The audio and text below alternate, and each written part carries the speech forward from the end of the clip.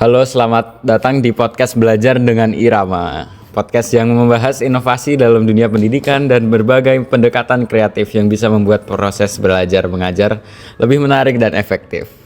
Saya Heri, dan pada episode kali ini kita akan ngobrolin soal sesuatu yang mungkin terdengar baru bagi sebagian dari kita, yaitu penggunaan gelombang otak alfa atau alpha wave dalam pembelajaran, khususnya untuk mata pelajaran bahasa Indonesia. Nah, sudah hadir bersama saya dua narasumber yang luar biasa. Pertama ada Gafra, seorang siswa SMA yang punya minat besar dalam pembelajaran kreatif dan aktif di berbagai kegiatan sastra di sekolahnya. Selamat datang Gafra. Halo Heri, terima kasih. Saya senang banget bisa diundang di podcast ini. Saya harap obrolan kita semua bisa berguna atau bermanfaat buat pelajar-pelajar yang lainnya.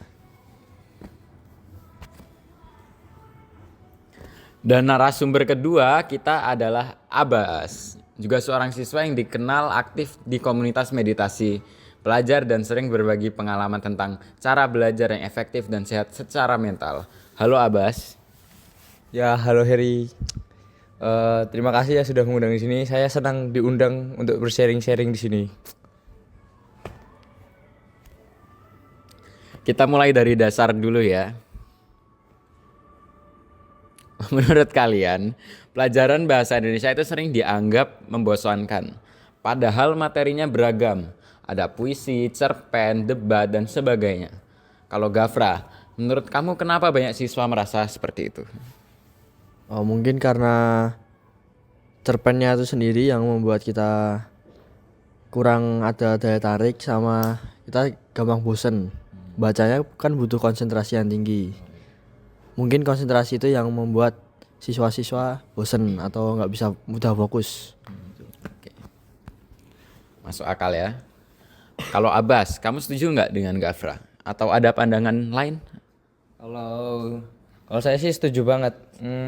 Saya nambahin dikit. Kadang-kadang otak kita nih udah kayak penuh, kayak udah numpuk nih tugas, materi semuanya ada di kepala kita. Terus waktu pembelajaran bahasa Indonesia kita harus mikir-mikir, ngarang-ngarang yang harus menggunakan imajinasi dan otak kita yang bekerja 100% gitu ya. Itu kayak rasanya buntu gitu, malahan nggak ada idenya. Nah, disinilah muncul ide tentang alpha wave. Jadi, gelombang otak alfa itu muncul saat kita dalam kondisi rileks tapi tetap sadar. Kondisi ini disebut ideal buat belajar karena otak bisa lebih fokus dan kreatif. Kalian pernah dengar soal alpha wave sebelumnya? Saya pernah baca-baca sedikit sih. Katanya kalau dengar musik yang tentang gelombang alpha wave ini kayak lebih tenang dan fokus gitu loh. Biasanya dipakai untuk meditasi sih.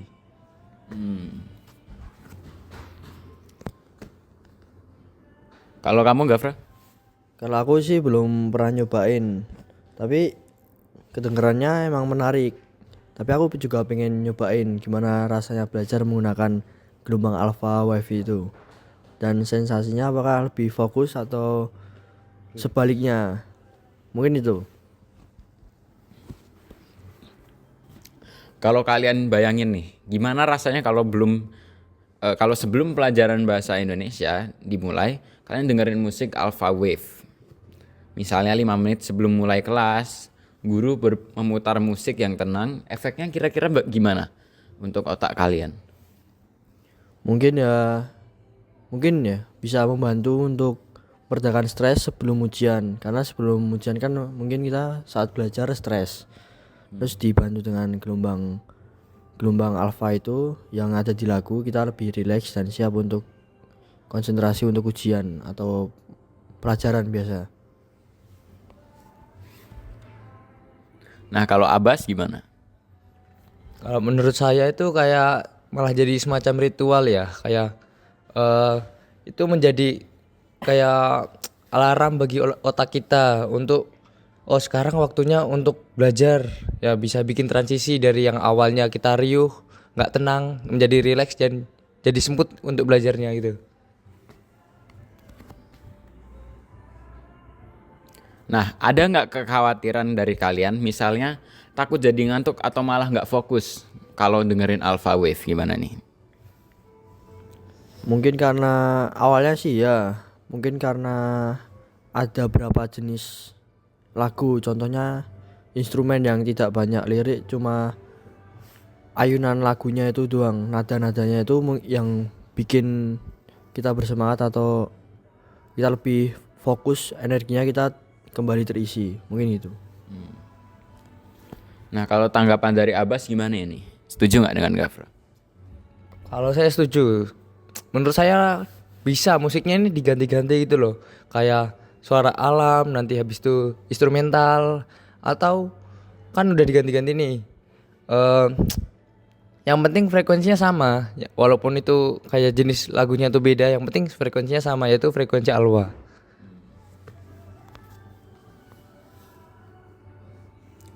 Nah, seru banget nih. Ya, seru banget ya obrolannya. Kalian tertarik kalau misalnya sekolah kita mulai menerapkan metode ini sebelum pembelajaran dimulai? Gimana nih? Nah, kalau dari aku emang setuju aja, karena mungkin bisa bikin santai itu sendiri, dari manfaat gelombangnya itu sendiri. Juga kita juga menggunakan teknologi yang berkembang ya, yang berkembang, terus kita dapat menggunakan dengan bijak, dengan manfaatnya gelombang itu sendiri. Nah, kalau Abbas tanggapannya? Kalau saya sih tetap akan nyoba sih sebelum di sekolah ini dilaksanakan kegiatan itu ya. Saya mungkin akan coba sebelum saya belajar di rumah atau belajar di manapun itu mengerjakan PR, saya akan menggunakan metode ini. Siapa tahu bisa membantu saya dalam pembelajaran. Luar biasa. Satu pertanyaan terakhir nih buat kalian. Apa harapan kalian dengan adanya pendekatan seperti ini dalam pembelajaran bahasa Indonesia di sekolah kita? Aku harap emang ini lebih manusiawi, jadi nggak cuma soal nilai, tapi juga kenyamanan hati, mental, dan jiwa. Mungkin itu dari untuk psikologinya, manfaat dari gelombangnya itu sendiri juga memperbaiki mental kita sendiri, bukan cuma soal nilai. Kalau Abbas gimana nih? Harapanmu apa? Ya kalau saya berharap ya, nilai itu yang kedua itu bonus. Nah terus kita nih nggak usah nilai itu bukan hanya tentang kerja keras, tetapi itu juga tentang tentang kenyamanan kita, terus sama kesehatan mental kita juga gitu. Terima kasih banyak kalian, Gafra dan Abbas, untuk obrolan yang super insightful ini. Semoga teman-teman pendengar juga dapat inspirasi baru tentang bagaimana cara belajar bisa dibuat lebih menyenangkan dan efektif. Sampai jumpa di episode berikutnya. Podcast Belajar dengan Irama, saya Heri, pamit. Ingat belajar, belajar yang efektif bukan soal berapa lama kamu duduk di meja, tapi bagaimana kamu merasa saat melakukannya. Jadi kita harus selalu nyaman dan konsentrasi. Ya mungkin dari kita hari ini segitu saja. Sekian dan terima kasih.